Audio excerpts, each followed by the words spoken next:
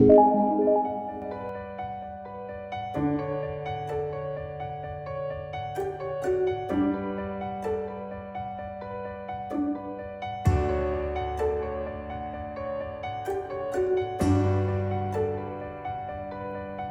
students,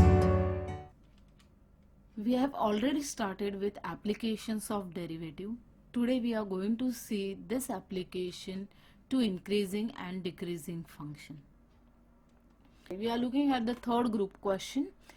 Find the value of x for which the following function is strictly decreasing. है similar type question. So let's see what happens over here. अब यहाँ पे हमें क्या दिया है? The function should be strictly decreasing and we want to find out the value of x. So since we are having fx, so let's take down the fx value. अगर fx हमारे पास है, we are given that f of x is equal to 2x cube minus 3x square minus 12x plus 6. We'll differentiate the function with respect to x, so we get f dash of x is equal to 6x square minus 6x minus 12. 6 हमने common ले लिया तो हमें मिला 6 into x square minus x minus 2. Now we know that f dash of x, इसके factors हम निकाल सकते हैं, but we are not finding. Let's take what happens over here. So we can say that fx is a strictly decreasing function. तो हम लिखेंगे f dash of x is less than 0. So that means this value should be less than 0. So we can say that is we get 6 into x square minus x minus 2 is less than 0. That is if we get x square minus x minus 2 is less than 0. 6 को हम वो side लेके गए तो हमें मिला ये condition. अब let's look at one more method of solving this sum. Now here that is if we get x square minus x is less than 2. अब प्रीवियसली हमने क्या किया था, ये टर्म के हमने फैक्टर्स निकाले थे और हमने रिजल्ट यूज किया था. अब हम क्या कर रहे हैं, हम सेकेंड मेथड यूज कर रहे हैं जिसके अंदर हम x के टर्म्स को एक साइड रखेंगे, कांस्टेंट टर्म को दूसरे साइड लेके जाएंगे और फिर जो x वाले टर्म्स है वो वाले टर्म्स के लिए हम completing the square method apply करेंगे. So that is if we get x square minus x plus 1 upon 4 is less than 2 plus 1 upon 4. अब ये कैसे आया? हम क्या कर रहे हैं, ये वाले स्टेप में completing the square method use कर रहे हैं. तो कंप्लीटिंग द स्क्वायर करने के लिए हम क्या करते हैं, we are going to add on both the side half multiply by coefficient of x whole square. ये वाला टर्म हम दोनों साइड ऐड करेंगे. Now if you look at the term over here, coefficient of x अगर देखेंगे तो होता है -1. So this value is 1/2 multiply by this is -1 whole square. So that value is -1 का स्क्वायर हो गया 1, 2 का स्क्वायर हो गया 4. तो हमने दोनों साइड ऐड किया है 1/4. See we have added 1/4 on both the sides. So on the right hand side this has become a complete square. तो इसको हम लिख सकते हैं that is if we get x minus 1/2 whole square is less than 9/4. यहाँ पे LCM लेके इसको कैलकुलेट किया तो ये हो गया 9/4. But we don't want square. हमें स्क्वायर की जरूरत नहीं है. We don't want the square over there. Now we are going to use the next result. The result is if we are having x square is less than a square, then we should get minus a is less than x is less than a. So this is the result that we are using over here. तो अगर result use करेंगे तो हमें मिल जाता है that is -3/2 is less than x minus 1/2 is less than 3/2. So just using this result. अब यहाँ पे x square था, right? Here it was x square, तो इधर x आ गया. अब यहाँ पे हमारे पास क्या है, x minus 2 होल स्क्वायर है, तो यहाँ पे हमारे पास आ गया x minus 1/2 ओवर हियर. इसको रिप्लेस किया. a के जगह पे हमारे पास है 3/2. So here it is -3/2 and here it is +3/2. So just using the result. अब हमें ये नहीं चाहिए है, we don't want actually this, we want the value of only x, हमें सिर्फ एक्स का वैल्यू चाहिए, ये -1/2 हमें नहीं चाहिए। तो हम क्या करेंगे, हम पूरे इन इक्वेशन में 1/2 ऐड कर देंगे, तो हमें मिल जाता है that is if -3/2 plus 1/2 is less than x is less than 3/2 plus 1/2 plus 1/2 यहाँ पे ऐड कर दिया तो ये कैंसिल हो गया, हमारे पास बचा सिर्फ x। Now will do the calculation on this side, तो हमें मिल जाता है that is if we get -1 is less than x is less than 2। So see what has happened over here. अब इसका कैलकुलेशन एलसीएम ले लिया तो ये हो गया -2 डिवाइड बाई 2 दैट इज -1। इसको अगर हमने एलसीएम ले लिया तो ये हो गया 4/2। So the value we get that is if we get -1 is less than x is less than 2, we can say the function will remain a strictly decreasing function. So therefore fx or f is a strictly decreasing if we get -1 is less than x is less than 2. Now let's look at the same question. ये same question है question number 3. Now we have solved the question with different method.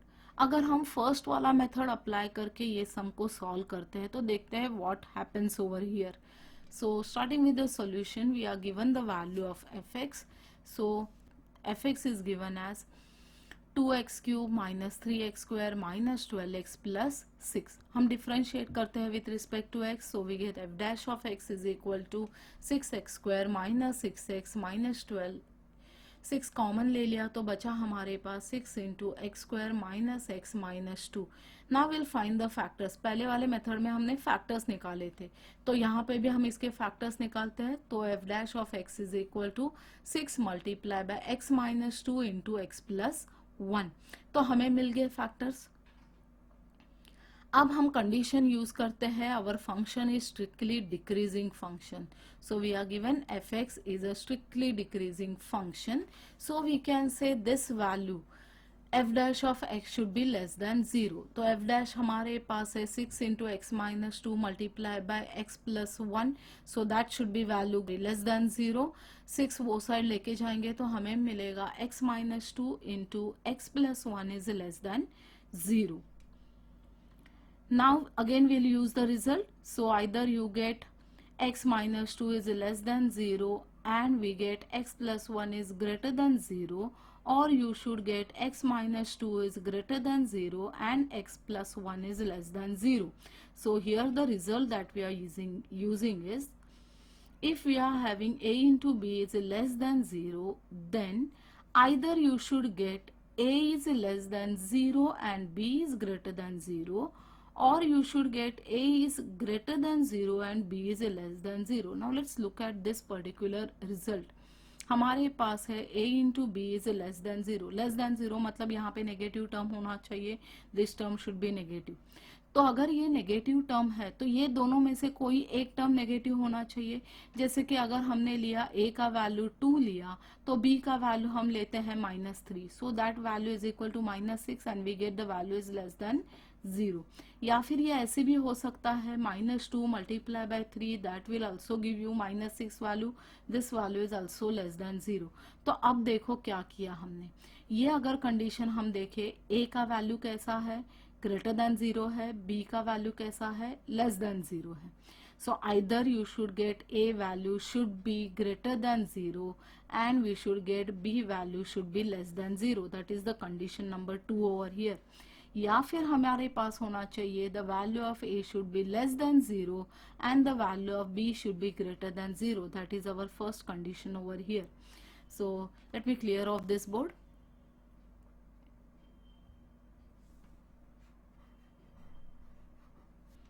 Now let's again take case 1 and case 2 over here in similar way that we have done the previous sum. So case 1 we are considering x - 2 is less than 0 and x plus 1 is greater than 0. So that is going to give us the condition x is less than 2 and x is greater than -1. अब देखते हैं ये क्या है। Now on the real number line we are having 0 over here, 1 over here, 2 over here, here we are having -1, we are having -2. अब हमारा x कैसा है, x is satisfying these two condition, x is less than 2, 2 से छोटा होना चाहिए, मतलब ये साइड आएगा। x कैसा है यहाँ पे, and you should gate x is greater then -1, सो ये वैल्यू जो है -1 यहाँ पे है, -1 से ग्रेटर होना चाहिए। तो हमारा x कहाँ से कहाँ तक है, x का वैल्यू हमारा -1 से बड़ा है और ये 2 से छोटा है। So our x should lie in between this interval, तो ये होना चाहिए in between -1 and 2. So we can say thus for every -1 less than x less than 2, we can say x minus 2 into x plus 1 is less than 0 and fx is a strictly decreasing function. ये हो गया case 1. Let's look at case 2. Case 2 हमारा है x minus 2 is greater than 0 and x plus 1 is less than 0. So let's see what happens over here. So therefore you get x is greater than 2 and x is less than -1. अब ये तो possible नहीं है, क्यों?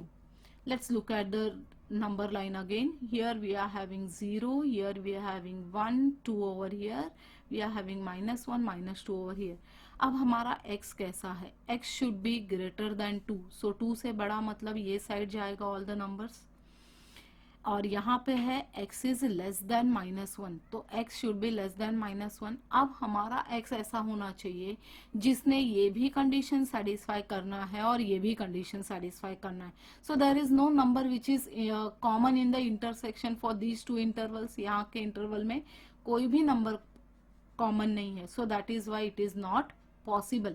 So case 1 और case 2 को अगर हमने कंबाइन किया तो हमें मिल जाता है, so from case 1 and case 2 we get fx is strictly decreasing if -1 is less than x is less than 2। तो ये तो पॉसिबल ही नहीं था, तो सिर्फ एक ही केस हमारे पास पॉसिबल था। सो अगर हमारा x यहाँ पे बिलोंग करता है, then we can say it is a strictly decreasing function, and hence if we can say x belongs to the open interval -1, 2, f is strictly decreasing. So अगर आप दोनों में से कोई भी मेथड अप्लाई करते हो, the answer will remain the same. So it depends upon you which method you want to apply. If you want to apply this factorization method, तो आप फैक्टर निकाल के फिर कंडीशंस अप्लाई करो, या फिर आप completing the square method apply करो, both will give you the similar result. I hope you have understood this method also. Let's take one more question from the group. We are looking at exercise sum number 4. Find the value of x for which the function fx is equal to x cube minus 12x square minus 144x plus 13 is some, first one is increasing है, उसके लिए हमें x का value निकालना है, और decreasing के लिए भी हमें x का वैल्यू निकालना है for both the cases. So let's look at the function fx. So we are given fx is equal to x cube minus 12x square minus 144x plus 13. अब हम f dash of x निकाल लेते हैं। So differentiating the function with respect to x हमें मिलता है f dash of x is equal to 3x square minus 24x minus 144. Now f dash of x में यहाँ पे 3 कॉमन आ रहा है, सो 3 कॉमन ले लिया, हो गया हमारे पास 3 into x square minus 8x minus 48. Will call this as equation number 2. Now we want to find out the value of x when these two conditions are there. तो एक बार में एक कंडीशन हम सॉल्व कर रहे हैं. So let us take fx is a increasing function. So अगर ये increasing है तो हमें पता है f dash of x should be greater than or equal to 0. अब हमने greater than or equal to भी यूज किया है क्योंकि यहाँ पे strictly increasing नहीं है या monotonically increasing नहीं दिया है. We are just given the function is a increasing function. Now we'll use this for equation number 1. So that is, you can say 3 into x square minus 8x minus 48 is greater than 0. 3 वो side लेके जाएंगे, that is we get x square minus 8x minus 48 is greater than or equal to 0. Now here we are not using the factorization method, we will apply completing the square method. So that is, we can say x square minus 8x is greater than or equal to 48. अब complete square करने के लिए left hand side में हमें add करना पड़ेगा half multiply by coefficient of x whole square, so that is nothing but cancellation करने के बाद ये हो जाता है -4 स्क्वायर एंड -4 स्क्वायर इज 16, तो हम दोनों साइड 16 ऐड करेंगे, so that is going to give us x square minus 8x plus 16 is greater than equal to 48 plus 16, that is we can say x square, that is x minus 4 whole square is greater than or equal to 64. Let's apply the result now. So that is you can get x minus 4 is greater than or equal to 8, or you should get x minus 4 is less than or equal to minus 8. That is you get x is greater than or equal to 8 plus 4, or you should get x is less than or equal to minus 8 plus 4. So this is we are using the result. अब if you look at this, we'll do the calculation on the right hand side. यहाँ पे calculation कर लेते हैं. That is we can get x is greater than equal to 12, or x is less than or equal to minus 4. So that is you get f of x is increasing if x is less than or equal to minus 4, or we get x is greater than or equal to 12. That is we can say if x belongs to minus infinity comma minus 4. अब यहाँ पे semi open interval है because there is a equal to sign. Union इसलिए है because there is a or. So union this side again we write it in the interval form, तो ये हो जाता है semi close interval 12 comma infinity. So whenever x is belonging to these interval, this condition, we can say the function is going to be a increasing function. Now let's see what happens if it is a decreasing function. So b part is decreasing function. If fx is decreasing, we can say f dash of x is less than or equal to 0. अब यहाँ तक का method तो similar ही रहेगा completing the square तक के लिए. So up to completing the square method the remain same, सिर्फ ग्रेटर दैन की जगह पे हम यूज करेंगे less than equal to sign. So that is we can say 3 into x square minus 8x minus 48 is less than equal to 0. That is x square minus 8x minus 48 is less than equal to 0. Now that is you can say x square minus 8x is less than or equal to 48. Completing the square करने के लिए x square minus 8x plus 16 is less than or equal to 48 plus 16. See the same method is applied over here. सिर्फ ये symbol change हुआ है, only the sign is changed.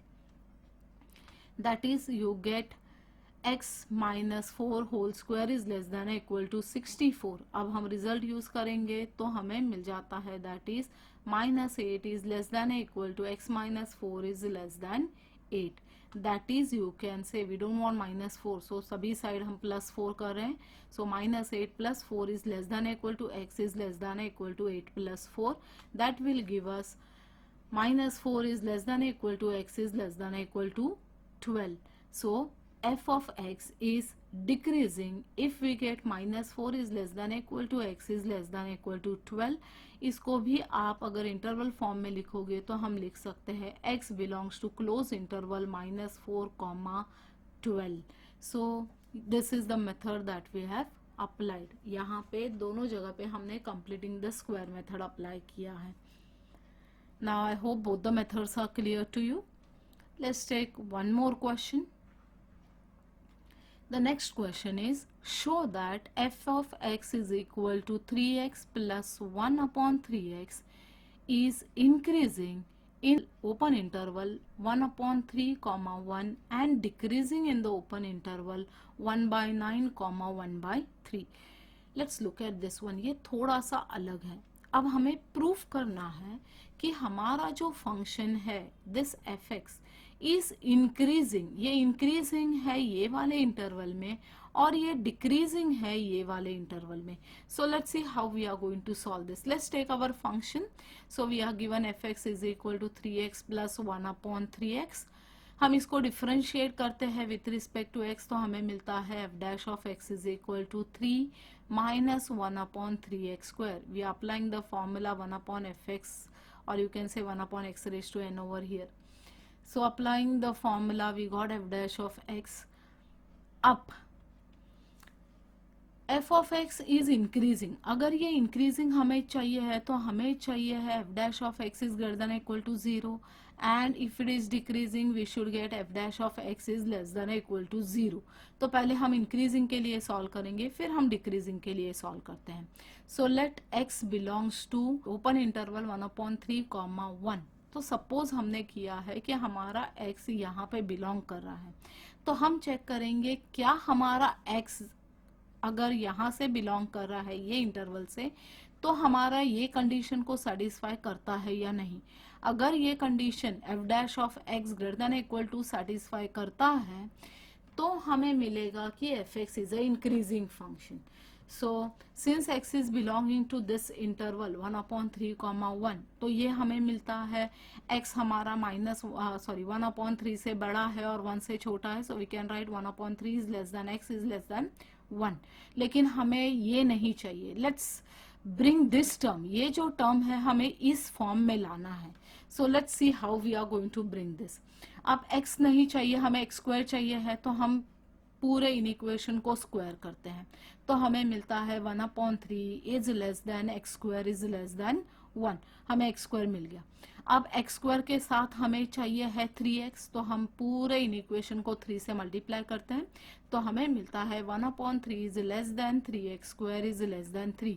लेकिन हमें 3x square जो है वो चाहिए है इन द डिनोमिनेटर, तो हम पूरे इन इक्वेशन का रेसिप्रोकल ले लेते हैं।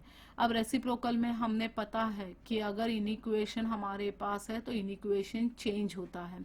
So therefore you get 3 is greater then 1/3 x square is greater then 1/3, the in equation changes. अब हमें 1/3x स्क्वायर मिल गया, लेकिन हमें उसको भी माइनस साइन चाहिए है, तो हम -1 से पूरे इन इक्वेशन को मल्टीप्लाई करेंगे। अगर माइनस साइन से मल्टीप्लाई करते हैं again this inequation will change, तो हमें मिल जाता है -3 is less than -1/3x square is less than -1/3। अब हमें मिला है ये value, but we just don't want this value, हमें सिर्फ ये वैल्यू नहीं चाहिए, इसमें हमें 3 प्लस भी चाहिए है, तो हम पूरे इन इक्वेशन में 3 को ऐड कर देते हैं, तो हमें मिलता है 3 - 3 is less than 3 -1/3x square is less than 3 -1/3। Calculate करते हैं तो हमें मिलता है 0 is less than 3 -1/3x square is less than 8/3। Now just look at this, ये हमें मिल गया हमारा एफ डैश ऑफ एक्स जो हमें चाहिए था, right. This is our f dash of x, और एफ डैश ऑफ एक्स हमें क्या मिला है, f dash of x is greater than 0, right. So हम लिख सकते हैं 0 is less than f dash of x is less than 8/3, तो हमें मिला f dash of x is greater than 0 for all x belonging to this interval. हमने कोई भी एक्स एक लिया था ये इंटरवल में और उसने सेटिस्फाई किया है ये वाला condition, so it is satisfying this condition and therefore we can say it is a increasing function. Actually ये मोनोटोनिकली इंक्रीजिंग फंक्शन मिल रहा है, but since it is ask only increasing we are writing f of x is increasing in the interval open interval 1/3, 1। अब ये हो गया increasing के लिए। Let's see what happens for this side, ये वाले इंटरवल में हम देखते हैं सेम मेथड अप्लाई करेंगे। सो let us take x belongs to this open interval 1/9, 1/3, तो हम लिख सकते हैं 1/3 is less than x is less than 1/3। हमें x की जगह पे क्या चाहिए है, जो हमने यहाँ पे किया है पूरे स्टेप्स में वही फिर हम इसके लिए यूज करेंगे। सो देयरफॉर 1/स्क्वायर किया, 1/81 is less than x square is less than 1/9। अब हमें सिर्फ एक्स स्क्वायर नहीं चाहिए, हमें चाहिए 3x स्क्वायर, तो 3 से मल्टीप्लाई किया, 1/27 is less then 3x square is less than 1/3। लेकिन हमें ये डिनोमिनेटर में चाहिए है 3x स्क्वायर, सो रेसिप्रोकल लेने के बाद हमें मिला 27 is greater then 1/3x square is greater then 3। अब हमें चाहिए है negation of this term, so negation के लिए हम क्या करेंगे, हम पूरे इनइक्वेशन को -1 से मल्टीप्लाई करेंगे तो हमारा इनइक्वेशन वापस से चेंज होगा. So that is going to give us -27 is less than -1/3x² is less than -3.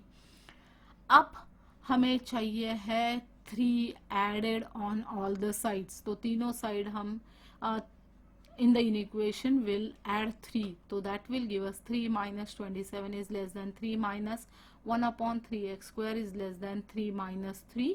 Calculation करने के बाद हमें मिलता है -24 is less than 3 minus 1/3x² is less than 0. See, we have got our f dash of x. हमें f dash of x अब मिल गया, right? So we have got our f dash of x. तो हम लिख सकते हैं -24 is less than f dash of x is less than 0. See the condition, f dash of x is less than 0. तो हमें मिला f dash of x is less than 0 for all x belonging to the open interval 1/9, 1/3. सो ये वाले interval में हमने x लिया था और वो x ने हमारा कंडीशन को सेटिस्फाई किया. तो हम लिख सकते हैं f(x) is decreasing in the interval open interval 1/9, 1/3. So I hope you have understood this sum also. So few sums are remaining from this exercise, students. Try the sums of increasing and decreasing function. We'll stop over here for the day, students. Have a nice day and thank you.